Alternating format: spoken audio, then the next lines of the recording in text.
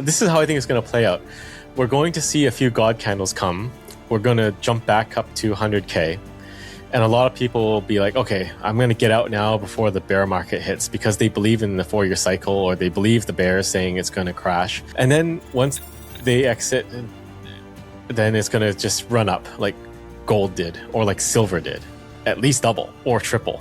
And then they're going to regret it, and they're going to buy back in. The ultimate scarcity of Bitcoin, and more importantly, the verifiable scarcity of Bitcoin, is what is going to drive the price up. There is no price model that predicts Bitcoin declining over time. If you look at any of the price models, Bitcoin 24 from Saylor, Plan B, Stock to Flow, and the Power Law, blah. Every single model predicts Bitcoin going up, because it is a scarce, hard asset. Every cycle reaches that moment when people suddenly feel clever for stepping off the train right before everything definitely falls apart. And that's exactly the kind of panic washing over crypto right now. Bitcoin isn't just choppy anymore. It feels heavy, tired, and aggressively bearish, and somehow everyone still thinks they've cracked the code.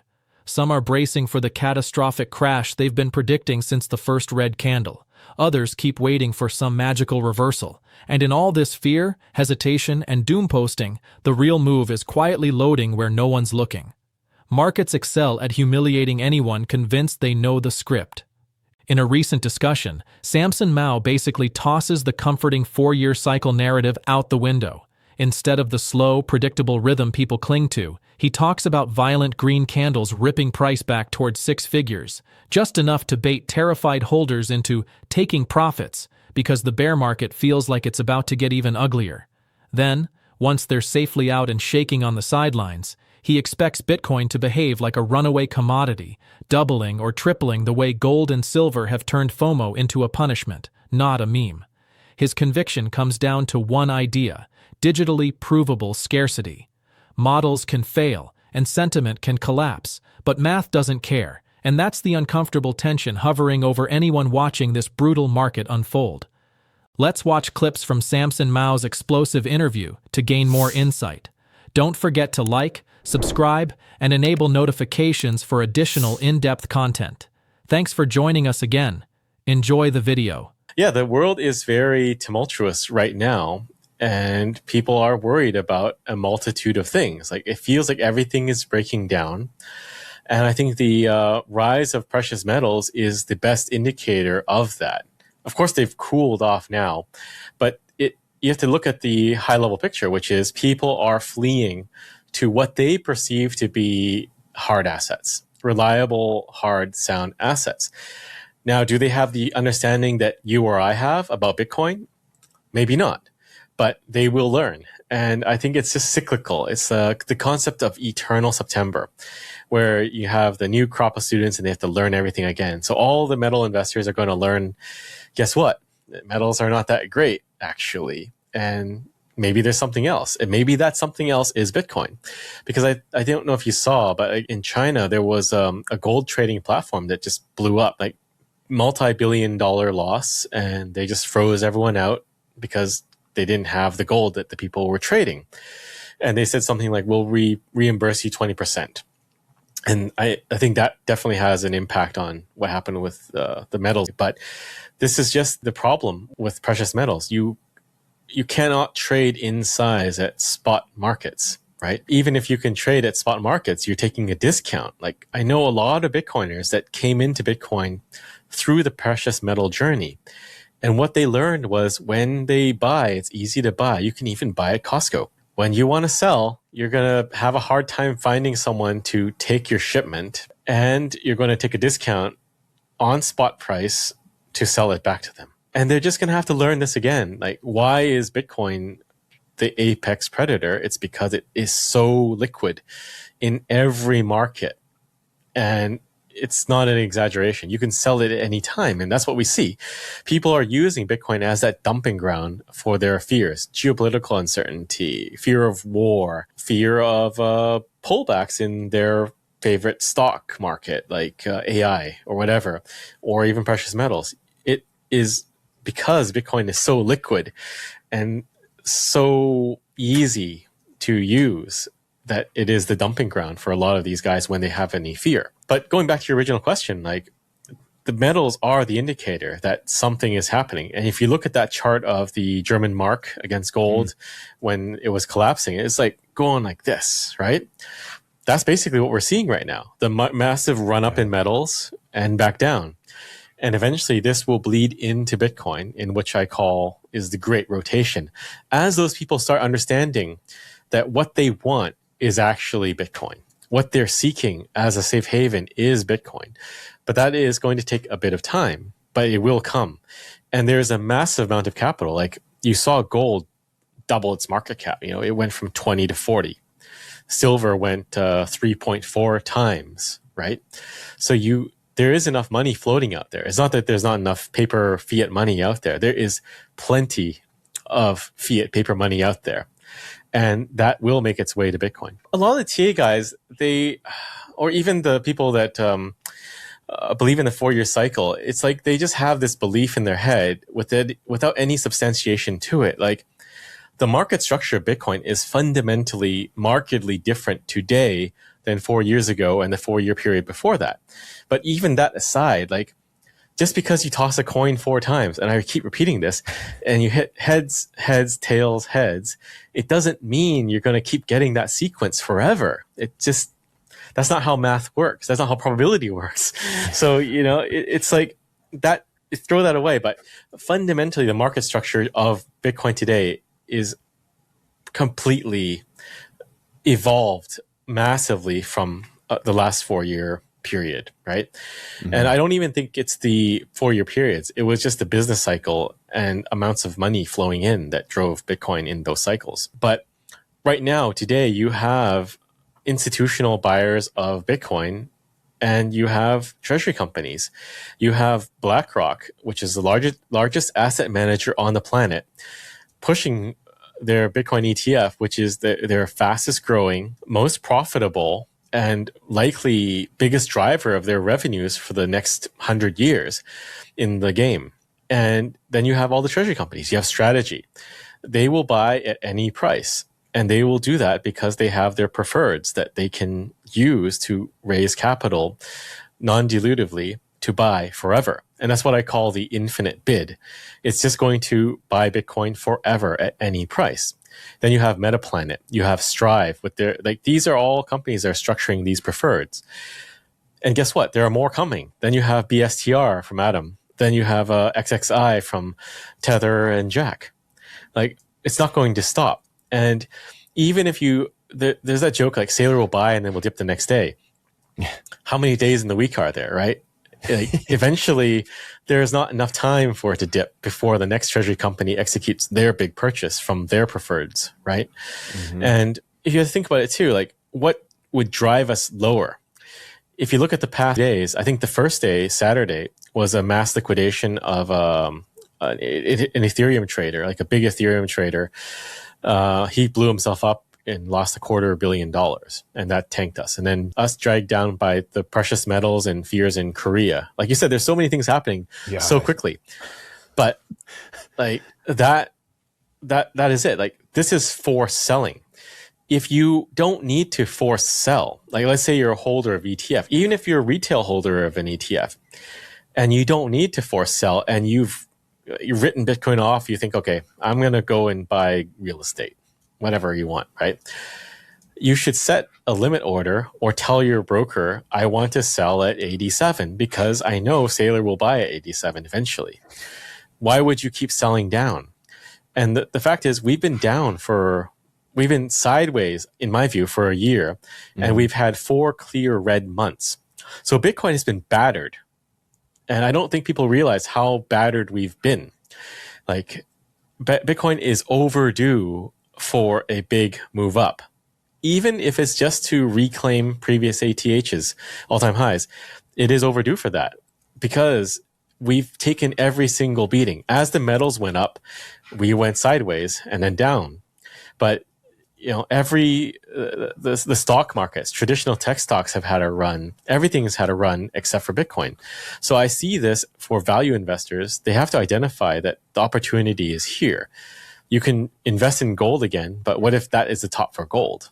You can invest in silver, but what if silver did top already, right? Bitcoin definitely has not topped. And all you need is $1 trillion of the however many 20 odd $30 trillion that came into the market for precious metals to move into Bitcoin, to rotate to Bitcoin.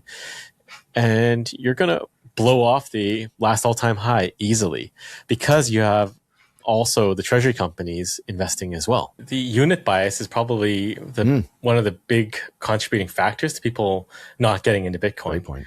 Why did silver run up more than gold? Because, I can get a whole ounce of silver.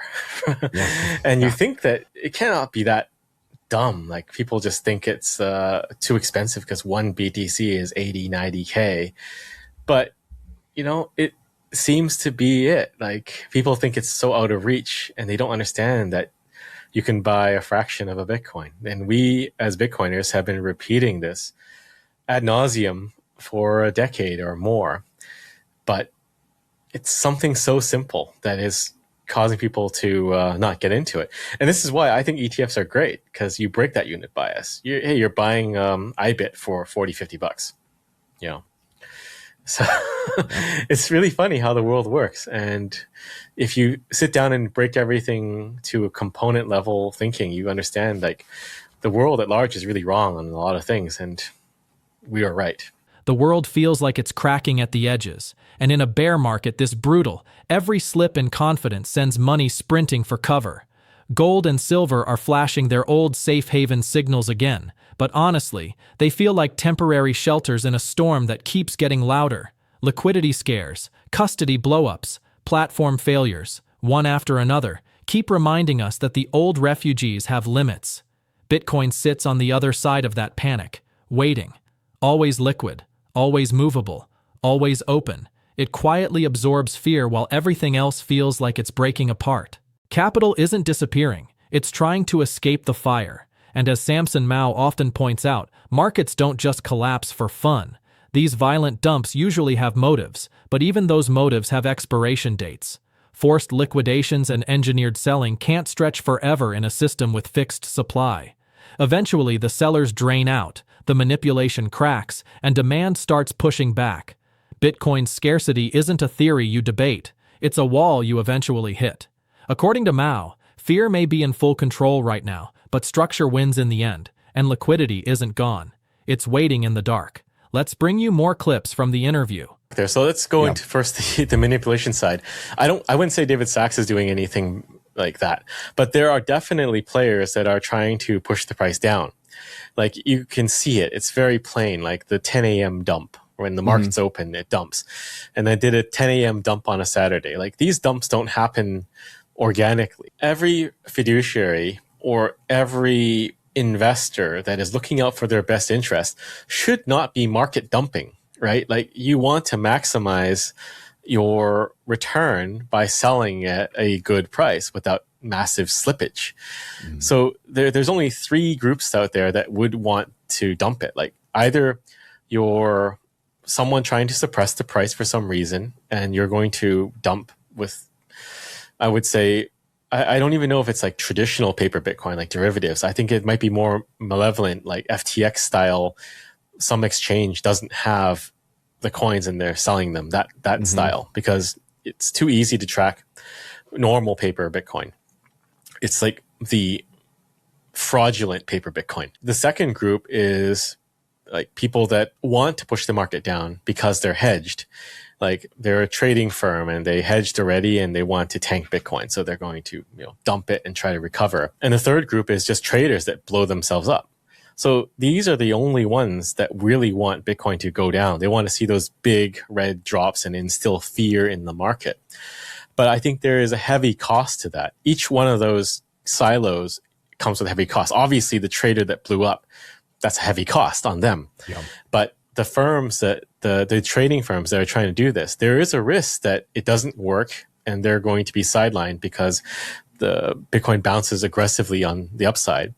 And then the people that are doing it with Bitcoin that doesn't exist, obviously that's going to come to roost when there's a run on that exchange or whoever that they need to produce the coins. And that's going to send Bitcoin going back up too. So it's like not sustainable, this kind of overall suppression of the market. And fear, I don't think, is enough to push us down. Like, we've seen selling. There's like, I don't fully believe in on-chain metrics, but there are some on-chain metrics of some people sell, and there's public disclosures of whales selling too. And you have to think adversarially. You cannot take it as face value. So maybe that whale that said I'm selling or sold, and he made it very visible, was trying to trigger a down run that he can buy back up lower, right? Because a lot of these guys are traders too. Maybe not like the guy that blew himself up on the weekend with Ethereum, but they are types of traders. But still, like, that cannot happen forever, because there is the buyer of last resort, there's a hodler of last resort, and there are the infinite bid treasury companies. So it has to stop eventually. The ultimate scarcity of Bitcoin, and more importantly, the verifiable scarcity of Bitcoin, is what is going to drive the price up. Silver, you don't know how much there will be, how much there is, how much is real. Silver is also a byproduct of industrial process. So you're just going to have silver popping up. Gold, it can be manufactured in fusion reactors now. They found it accidentally. They made gold by accident. And, and gold will always be produced. There is more gold that will be dug up if the market price warrants more gold being dug up, right? And you have no idea how much gold there is. So they're both defective in terms of Bitcoin. This is why Bitcoin is the apex predator of hard assets. So it's going to react eventually. The question is when. And at times like this, when people are fearful, it's difficult to see the end of the road. But we all know that Bitcoin will go up. It's just a question of when. I mean, we talked about it earlier, but there is nothing that Bitcoin doesn't solve. Like, if you're worried about geopolitical instability, if you're worried about war, if you're worried about asset seizures, if you're worried about anything, you're worried about inflation, you're worried about monetary policy, you're worried about the bond market, you're worried about the stock market, you want the asset that you can verify and hold for yourself. It's that simple. So there's no real reason to worry. It's just, we're just patiently waiting for the world to figure out what we figured out. But they will figure that out, because it is that simple. And when they figure it out, Bitcoin, there's not going to be a lot of Bitcoin left. Like, the last concern people had was there's not enough liquidity. And I saw that headline on some news site. I'm like, what are you talking about? There is no liquidity for sellers. Like, yes, there are sellers now, but a lot of them are forced sellers, or possibly people trying to suppress the price. But who are the big sellers? There are a lot of defined buyers out there that exist in the space simply to buy.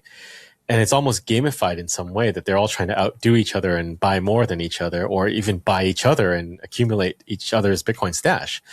So where do you see the liquidity coming in the era of the infinite bid? That's what I want to know. Like, you're worried about liquidity, but you're worried about liquidity on the wrong end of it, because Bitcoin is finite. Well, the final stop is that everything is Bitcoin denominated. Like, every asset will be traded against Bitcoin. I think fiat currencies will fizzle out. Eventually, we'll end up trading against gold, or something like gold. Probably gold, because it has the history. But that is the market. We'll be trading Bitcoin against gold and buying stuff with Bitcoin, because Bitcoin can be everything. It can be the currency, and it can be the asset. Now, there are of course thinkers that only view Bitcoin as an asset, and then there's a lot of Bitcoiners that think it's money. It's supposed to be spent. The answer is it's both, because it is information, and information can serve both demands. And Bitcoin has the scaling tech, like Liquid, like Lightning, that allow it to do both things very, very well. So what you see is a unification of every single form of money and value store in the world into Bitcoin. And that's just why Bitcoin will go up forever, because that is the use case that it's absorbing. Just the real estate market alone is something to the order of $400 trillion, globally. And that will be absorbed into Bitcoin. And there are only 21 million BTC. So, I just don't see us holding these levels very long as soon as this starts to happen. And the frustrating thing, I believe, is we're just not seeing it. Like, we're seeing the instability. We're seeing the uncertainty. We're seeing, like, the comings of real estate problems through population collapse, just no demand for real estate, right? but we're not seeing the impact on Bitcoin yet. And I think it's just a matter of time. Is it a month later we'll see it move? I don't know. Is it 2? I don't know. But I definitely know it's coming soon. And again, the best indicator is precious metals. Bitcoin's sudden plunge toward the low 60,000s looks chaotic on the surface, but it fits a pattern that has played out repeatedly during moments of stress. A sharp break in price triggered over $1 billion in liquidations, wiping out over-leveraged traders and dragging crypto-linked stocks down with it. Panic selling took over, support levels snapped, and headlines rushed to frame the move as a collapse. Yet beneath the noise, something else was happening. Liquidity did not vanish, it shifted hands. This is where Samson Mow's framework becomes useful. He has consistently argued that violent downside moves are rarely organic expressions of long-term weakness. They are often driven by forced sellers, hedged traders pushing price lower, or structural leverage unwinding. Those actors pay a cost. Once liquidations finish, their influence fades. Bitcoin's supply does not expand to meet fear. Coins change ownership, usually from short-term speculators to stronger hands willing to wait. What makes this drawdown different from past crashes is the market structure sitting underneath it. Spot ETFs saw record volume even as price fell, proving demand did not disappear. Treasury buyers, institutional allocators, and long-term holders were not rushing for the exit. They were watching. That matters. Unlike fiat markets, Bitcoin does not allow infinite selling pressure without consequence. At some point, sellers run out of coins. Extreme volatility feels uncomfortable in real time, especially when prices are down 50% from highs. But historically, these moments have marked transitions, not endings. When fear peaks and leverage clears, Bitcoin tends to reassert the one thing markets cannot manipulate away forever: verifiable scarcity. As we wrap up, do you think Bitcoin is still following a predictable cycle, or has the market structure permanently changed? Let us know your thoughts in the comments below. Share this video and hit the like button. Thanks for watching, and don't forget to like and subscribe.